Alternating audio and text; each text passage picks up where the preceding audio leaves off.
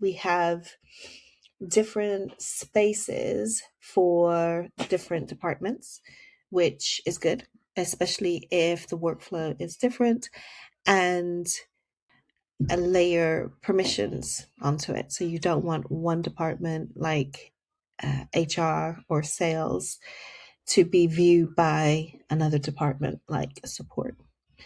But once you are within the department, this particular team separated their functions into different lists.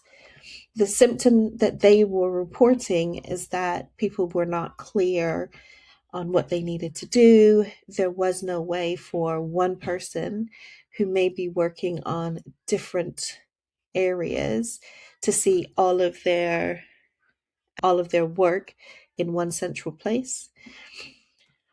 And also, the management were not clear on projects that would span across these different departments.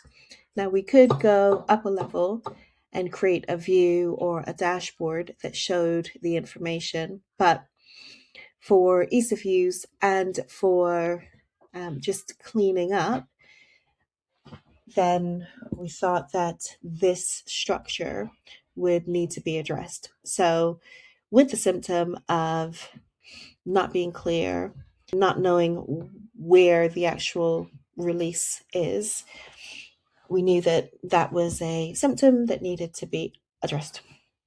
So, this type of structure, they found it difficult for reporting, they found it difficult for scaling, though they could scale. You just add a new list per project.